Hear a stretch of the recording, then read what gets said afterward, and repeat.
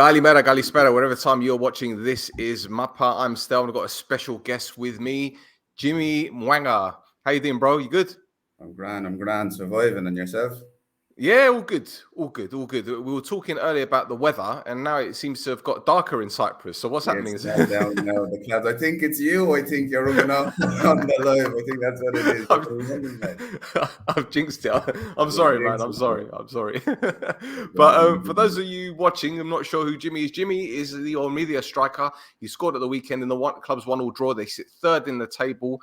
And Jimmy is in his second spell in Cyprus. And we spoke about this before. We had a few technical problems, but I know you were born in South Africa. You moved to Ireland at a very young age.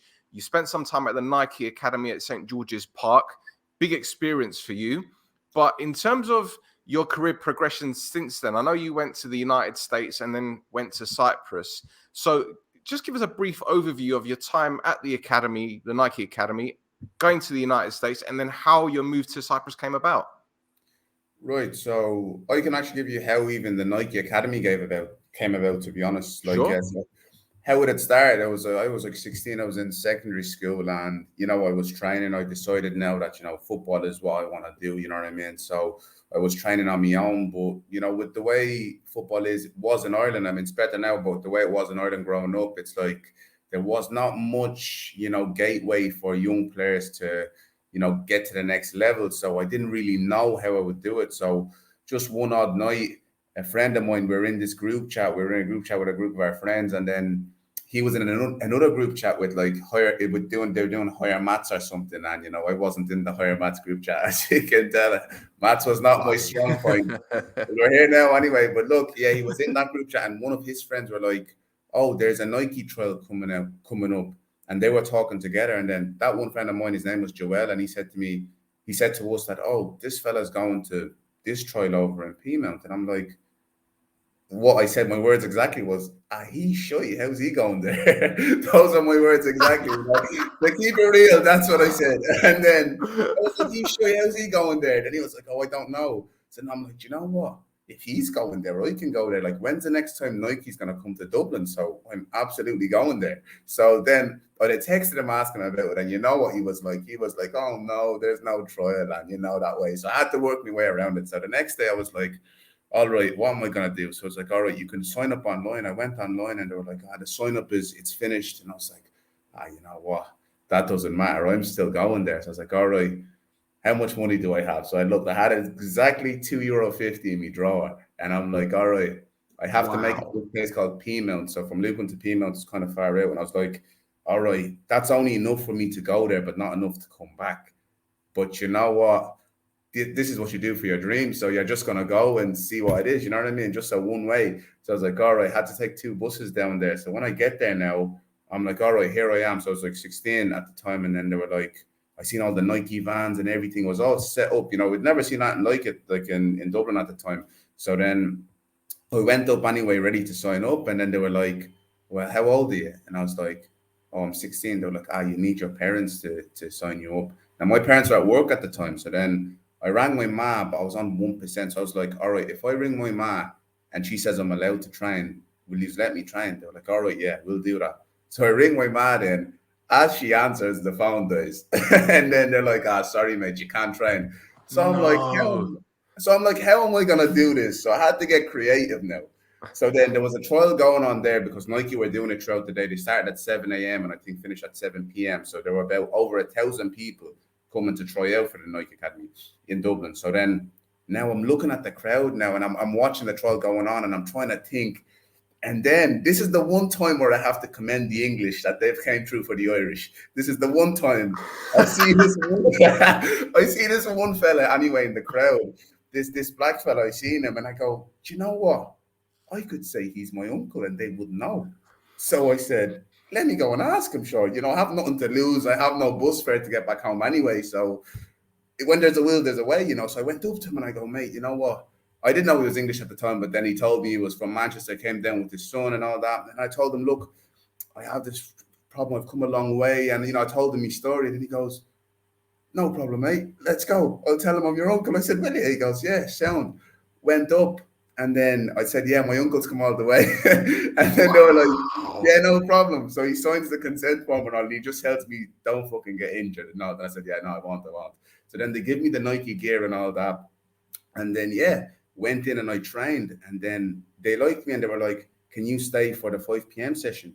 And I was like, another session? I was like, yeah, I have no bus fare back home. So sure, why not? I have nowhere to go. So I'm like, all right, stayed and I trained again. Then they asked me to stay for another session again. So they must have really liked me. So I'm like, all right, I'll stay. And now in that last session, I'd seen someone who actually lived in my area. So that's how I got home that day. Because someone who lived in my area was coming for the 7 p.m. trial. So then he took me home that way. And then anyway, after doing the 3 sessions with them, then a few days later, I get a call, what's up? It's Matt from Nike.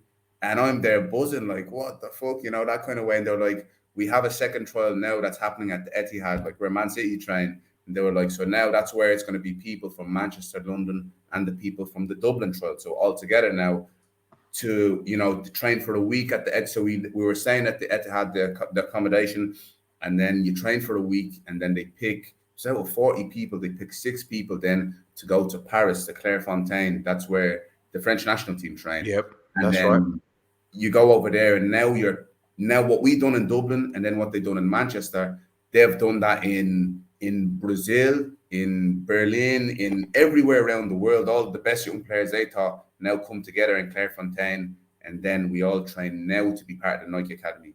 So anyway, I get to Manchester, I get to Manchester Airport now, and then I'm expecting to see, because there was 1,000 people, so I'm expecting to see, at least 10 or 15 Irish. And I seen Matt from Nike was on the phone to, and I tell him, well, where's the rest of them? Do we have to wait for them? I was like, are they at the Etihad already? He goes, no, mate, you're the only one they picked. I'm like, fuck off. Okay. Out of 1,000 or something people, he was like, yeah, you were the only one they picked. And I was sure, I couldn't believe it. Like, I was like, do you know what I mean? I was like, we end up anyway driving to the Etihad. Anyway, it was my first time there. And then, yeah, we got there and I ended up actually staying in the accommodation that like was for Joe Hart at the time if he was Okay. staying at the stadium. So everyone was staying in a room. It was unreal. So we had to then we stayed there for a week, and you can only imagine what the facilities were like. And I was the only Irish person there, and everyone else was either from Manchester or from London because they'd done the separate trials. And then, yeah, done the training for a week, stayed there. And then at the end, I was the last one to get called. And then, yeah, they picked 6 people to go represent Team Great Britain and Ireland because I was there. And then to go to Paris then in like a few months. So then, yeah, after a couple of months, then went to Paris. And then now, I'd only grown up playing football in Ireland, obviously. Then the only other football I'd ever played outside of Ireland was in Manchester that time. So now coming to Paris now, seeing all these young players from, everywhere in the world, I was like, do you know what? I'm out of my depth Yep. here. I've never seen the likes of it. I've only seen this on telly. Some of the touches they were making, they were unreal. But then I said to myself, do you know what? They've probably been in academies and stuff like that, in the countries they are. Ireland, it's not like compared to like a Brazil or like Germany or something. It's not like that, the system in terms of football. So I was like, you know what? They might be, more trained than me in that way because I'd only ever done individual sessions. But the one thing they won't do is work harder than me. I have that over everyone here. That's what I said to myself. So I was only 16, 17 saying this. So then I was like, all right. So we stayed there for a week and I was just working me bollocks off. Not gonna lie, I was just, was do or die for me. I was doing everything. I was like, this could be my last chance ever. It's either this to go back to Dublin, and I don't know what's next. School wasn't my strong suit, so it was do or die.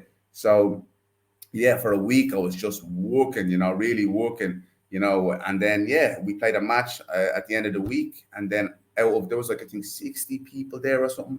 They picked 12, but then my name didn't get called out, unfortunately. So I was like, you know what? I wasn't even disappointed because I was like, I gave everything. I was back to Dublin Airport. I was in bits. I was limping. You know what I mean? So I was like, I gave everything. So for me, it is what it is. It's not meant to be. But then after a month, then my dad, I was just training normally. Obviously I didn't have school or anything. I didn't do well in secondary school. And then my dad just called me one day and he was like, Jimmy, what are you doing? I see you're still training. And I was like, yeah, I'm going to be a professional. That's what I'm going to be. Then he was like, but how? And I was like, I don't know. I'm just going to be it, you know? So I just kept training. And then one day he just called me and he goes, I have something to read out for you. Then he read, congratulations, you've just signed for the Nike Academy. And I was just, yeah. Then from then, that was the summer, I think, of 2016, I think, or 17. Then, yeah, from there, I had to literally, because I think one player got signed to, I can't remember the French team. He was a French fella. He was a striker at the time. He was class. And he played so well in the trial and they signed him straight away from the trial. So that means I was the 13th player out of 12 that they thought. So it was between me and someone, and then he got the nod. But then one fella signed, but they needed 12, and they were like, who was the next guy we thought? And then they picked me, and then went into the Nike Academy, and then was again there. I was blown away by the level of the talent, and it was like professional training. It was the first time I'd been in it, so I had to adjust and stuff. So it was a bit difficult for me at the start, but I worked my way in, and then December came, and then they were like, look, this thing is going to fold over in a few months. So if you stay, and then at the end, you don't have a place to go after, we're kind of trying to help you out. At the time, I didn't understand it, and I kind of took it as a way of me getting kicked out. So I was like in tears and all. I was like, I worked so hard for this. So I didn't understand it, but they were looking out for my best interest, which worked out in the end, as you can see. So then, after then, there was a college, Eastern Florida State College. They knew one of the trainers. I think that one of the trainers played for West Ham Youth or something, and he was the same coach at Florida or something. Like they knew each other some way anyway, and they'd watch my videos. And then because the Nike Academy, they were doing highlight videos for us as well. And then they were like, yeah, we like this Jimmy fella, and we want to bring him in. So they gave me a full scholarship, like off the rip, full scholarship and everything. And then I moved my life over to America, and then was at Eastern Florida State College for 2 years. Then after 2 years, I graduated from there, and then that was a junior college. So because my grades were not good in secondary school, so I had to go to junior college, get them up, and then go to a university after that. So then I went to Lewis University, which was just outside Chicago in Romeoville, in Illinois, and spent 3 years there. And then after that, the 3 years I graduated then in, I think it was 2021, December. Then after then, looking to kind of go on to the professional game because, in America, the way it is, it's not really set up for internationals to win in a way, because you need then a green card and all these other things, after you graduate to be able to play and earn money. So there was a lot of difficulty. So for me, after graduating, I was like, look, I'm not going to stick around for this. Time is of the essence here. So I have to just bounce and get back to Europe. Kind of, that's how I was. So I literally left after I graduated. I didn't even do a graduation ceremony. I just got the credits. There's no plan on getting out of here. I was out there, you know what I mean? So so then after then I went to Greece, and then I was kind of looking for teams to train with. And then I met this one. I went to a cafe one day. I went to a gym, and then I went to a cafe after the gym. And then this one fella came up to me and was like, what sport do you play? And I was like, oh, I play football. Then he goes, do you play it for fun or seriously? I guess he was looking at me physique, and he was like, this fella's in some shape. And he was like, what's this fella eating? So I was like, yeah, I'm a footballer. And I was like, you played seriously? I was like, yeah, I played seriously. And then he was like, oh, I know this one guy I went to college with, and he's an agent. And I was like, are you messing with me now? Because this has just come out of nowhere. He goes, no, he's thinking. He goes back, gets his phone, and then he gives me the number. Then he goes, send your highlight and your CV to this number. Send it to him. Then the fellow was like, oh, I like you and all that. We should meet up for a coffee. So I went to meet for him a coffee. I was in Greece at the time, and I went to meet for him for a coffee. And then he was like, oh, he's an agent and stuff like that. And then he was like, look, I'm going to try to find you a club. So then I went on trial with a couple of teams in Greece and stuff like that. But then there was a situation with like, oh, this club doesn't pay and all this stuff. And I'm like, look, if I'm going to be living in another country, like I can't have that. Come to find out, I went through 2 of those experiences, which you'll find out later on. But I was like, look, I can't have that. And then so I was like, nah, that won't work. And then out of nowhere, he was like, oh, there's a club in Cyprus. They're looking for a striker, and I know the president and this is that. So you go in for a trial in 2 days. So I was like, all right. So then Thursday came. It was like Thursday. literally flew to Larnaca and then went to Olympia and then done a trial for 6 days and then I got signed. So that's my journey. Literally, that's how I got to Olympia. Long story, but we got here. No. So, It's incredible because you're still young. That's the thing. You're still young, and to go through all of this at the age that you're at, a lot of footballers wouldn't have experienced it. And you do have a lot of players who are perhaps their late 20s and they're getting their first move abroad and they don't know what to expect. But when you went to Cyprus originally, I'm sure you were aware of the culture similar to Greece, but was there anything that stood out for you in terms of not only the quality of life, but also the style of football? Because you was in the Nike Academy playing against some fantastic players. You're in the United States where the level is going to be higher and more competitive, and there's more emphasis on the athletic side of football. So what did you think about Cyprus when you first touched pitch? I mean, when I first came down, that was the thing. Like the level of football was completely different than anything I played before. Because I mean, the Nike Academy happened when I was 16, 17. Then after that, I spent 5 years in America. Now in America, people have this notion that America, it's going to be easy, you get there, but you have people just like you. There's a lot of internationals and stuff like that. So they think, you're going to get in there and play against 100 Americans who don't have a clue. But the Americans are good football players, they are. And you're playing with also other internationals who come from good backgrounds as well. So it's a good level. But one thing I will say about the training in America, like you said before, it's more emphasized on the physical aspect of the game. Like my physicality, if you see a picture of me from 2017 to like the end of 2021, I'm a completely different man because, the emphasis on the gym and stuff like that and the nutrition and everything they're so focused on that more than the technical side of football, I'd say. So it's about 60-40 in favor of, physicality in that way. So I think there was 5 years where I missed out on, the technical development that a player kind of needs. So coming into Olympia, then you have all these players who I thought at the time, amazing players who had, good background and just great technical abilities, like, that I'd really never played, in the 5 years in America, I'd never seen players of such, so I had to take time to get used to kind of the level and stuff like that, which, I'm always up for a challenge, but that was one thing I noticed when I first came that, do you know what, this is different gravy over here, like they're zipping in the passes, you're, one touch, two touch and all that, we didn't do that in America, so it was definitely different in that way. For sure. Now, you're at your second spell in Cyprus. You've started the season pretty well, in all fairness. I know you guys are currently, third in the table? 1 point off top spot. So what can you tell us about Ormidia? Because I co-host a radio show on British Forces Radio. And Ormidia are one of the local clubs to the British bases. But I don't think there is much exposure. We know about Ethnikos Achna. We know about Abea Agrodiri. But what about Ormidia? What can you tell us about the club? I mean, for me, Ormidia is like a second home for me right now. I love the place. Everyone they're just so great over here. Like since I came in, because the start of the year, because you said I had my second spell. This is my second spell in Cyprus, but I was in Austria after leaving Olympia. So I signed in Austria. Just as I'd done a half season in Cyprus, then went to Austria after. But then I got injured at the start of the year. So just tell you the backstory of that. I got injured at the start of the year in January. So I'd done 6 months in Austria, came back home for the Christmas, and I was like, look, just going to go and do training at this team called Athlone. Just going to go train and see what the level's like. It's been a few years. I haven't played in Ireland, just to see what it's like. Maybe something for the future. You know what I mean?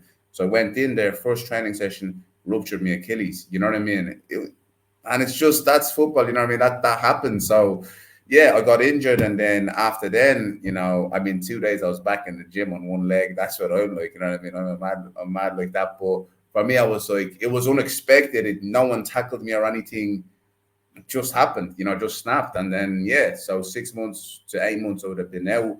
I didn't really have a club, and, obviously you're injured and stuff like that. So I canceled the contract with my club.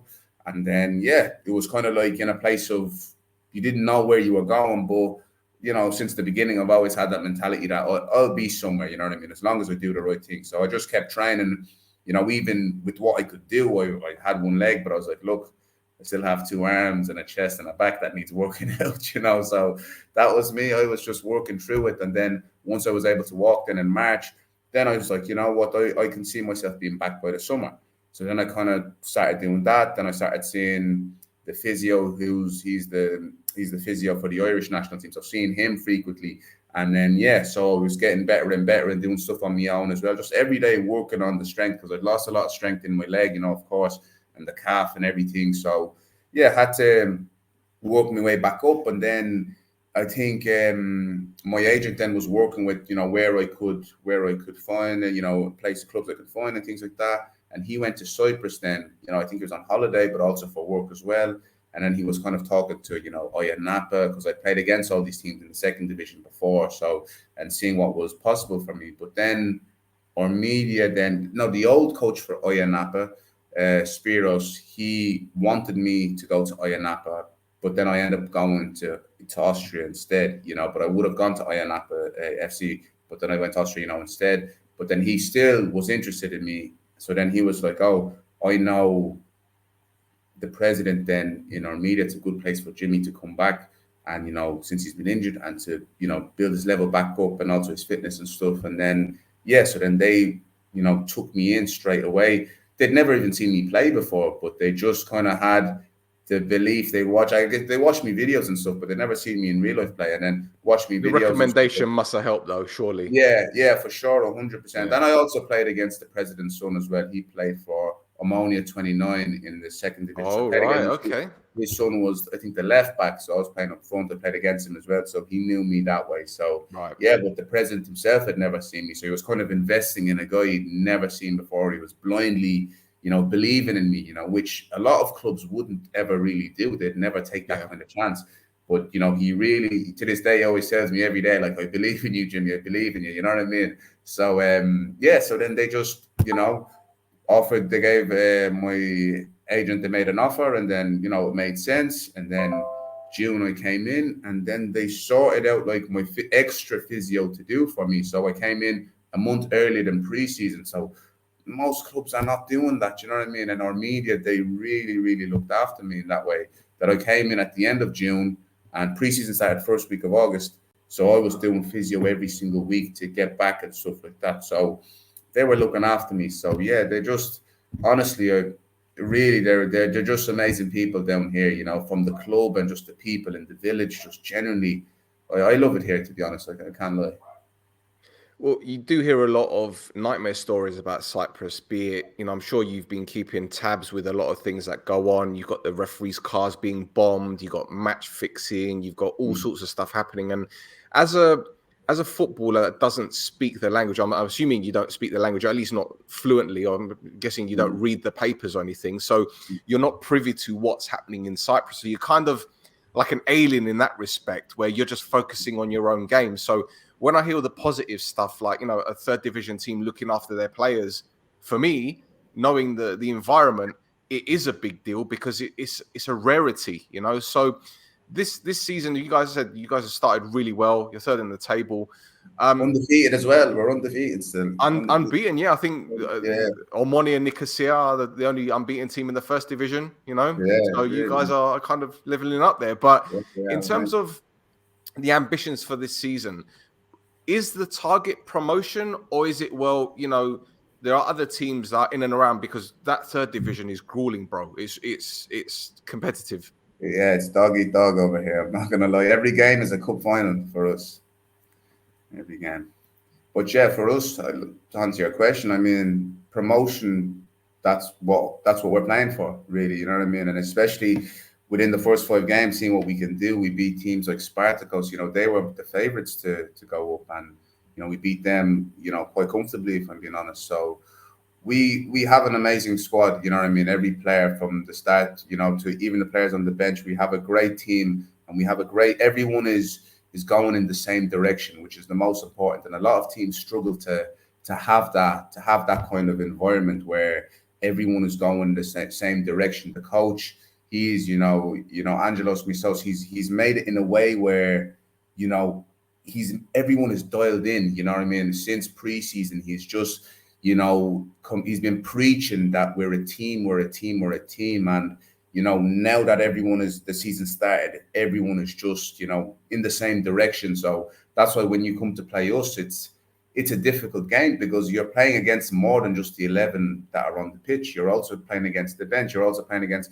the fans that come to see us as well. So, it's Ormidia at home is a tough game this season. Let's put it that way. So, yeah. So, for us, we're going in a good way. And, I looked at promotion, what it looks like. I mean, well, to stand for, because you know how the third division works. There's after Christmas, then there's the divided into the first half. Splits, so yeah. So what I was looking at it looks like the teams that make it, you have to get at least 20 points anyway. So right now we're at 11. So that's about 9 points away. So roughly, you know what I mean? So it's like we're going in a good way. And I think promotion is definitely in the sights anyway. Well, look, you don't want to put too much pressure on yourself and your teammates, but it is a realistic option. I think there are other good teams in that league, especially, Abea being one of them. I know they've had an indifferent season, but they got a good win at the weekend. And Derinia, obviously, top of the league. Skibo are there or thereabouts. So, obviously, you're going to want the club to do well for, the fans, everyone in and around the club. But for yourself, especially, having come to Cyprus, it's your second by the cherry, so to speak. You come back from a pretty big injury as well. You seem to have hit some form. And also, I've noticed that you've got a bit of a social media presence being built here because you do a lot of video diaries, especially on TikTok, about Cyprus. Have you had much feedback from people outside of Cyprus, like your friends, about the island? Because I know various players that have played in Cyprus personally, that from the UK, like Matt Derbyshire, Killian Sheridan from Ireland, as you know. So, they love the island. Jason Punchin, a friend of mine, is a head coach of Bayer. Have your friends asked you about Cyprus, like especially your mates that are playing football at the moment? Yeah, for sure. Like, there's even where I was in Austria as well, like there's a few players that I play, a few teammates and stuff like that. Like my agent, he's from Austria. So he's now I'm the only player that he has in his, agency that's in Cyprus now. So now he's trying to, when he's looking at, how things are now, he's actually trying to work in a way where he can bring a few players from Austria and bring them over here and have friendly matches with the other Cypriot teams and to bring them in, kind of like a Nike Academy kind of situation, but, obviously at a less level, but you know what I mean? That's what he's trying to do now. So yeah, people obviously, it's definitely a good place to come, 100%. Like you were saying, there's bad everywhere. You know what I mean? Everywhere has their bad stories. But, if you want to focus on the good sides of Cyprus, I'd say it's definitely a place where they give people a chance. You know what I mean? There you have a fair chance to come in and to, if you're coming from an injury like myself, to build back up. You know what I mean? So I'd definitely say it's a place where, that people should come 100%. Brilliant. And just one more question about your social media.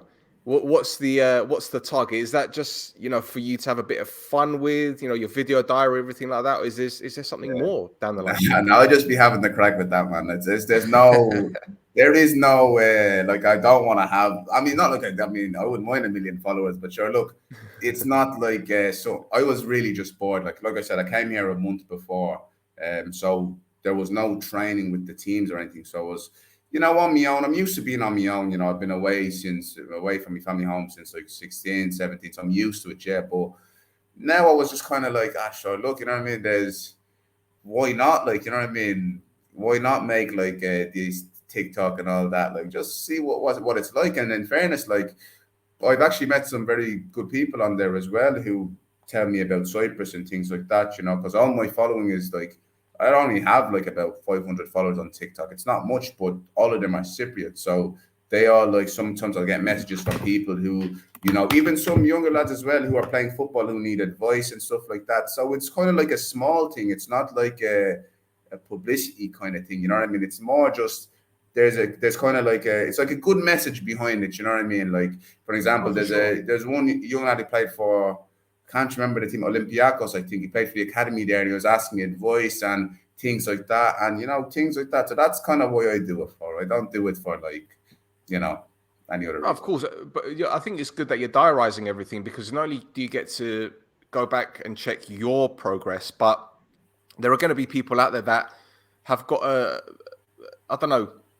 the wrong perception about Cypriot football, because you do hear a lot of nightmare stories. But for someone such as yourself to be out there effectively starting from scratch, because that's what you're doing, really. You're building your reputation up there, you're building your development, everything like that. And they're probably seeing what you're doing and thinking, okay, well, it's not as bad as what people think it is, and I can survive. Because let's get it right, English is a second language in Cyprus anyway.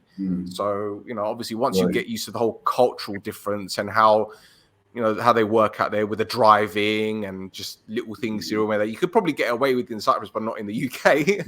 But you know, this is how it is. So I'm, like I said, I'm intrigued to see how far you're going to go. And I really hope things work out for you, man, because, you know, you're passionate about the game. You're still young, you're still learning. And you've got a love for the island as well. So good luck to you, man. Exactly. Yeah, like for me, if that can be like a gateway for people to look and see what Cyprus, even get a good idea about it, that it's not just all bad stories, you know what I mean? Because I guess, look, if you could put every country under the radar and say, and only show the bad parts, sure, you wouldn't go anywhere. You'd probably move to space or something, you know what I mean? But of course. Cyprus, I think if my page or Atom can show the good sides of it and how people are and stuff like that, then, you know, then I'd like that anyway, if that's the case. But anyway, for me, it's a great place anyway. I'm having a good time. I haven't a bad word to say about Cyprus or media, really. Like, I love it here. I'd recommend anyone to come here. Excellent, excellent. Well, boys and girls, that was Jimmy. Check him out. All of his social medias are in the description below. Don't forget to give us a follow on Twitter and Instagram @thisismappa, and we'll be back very, very soon.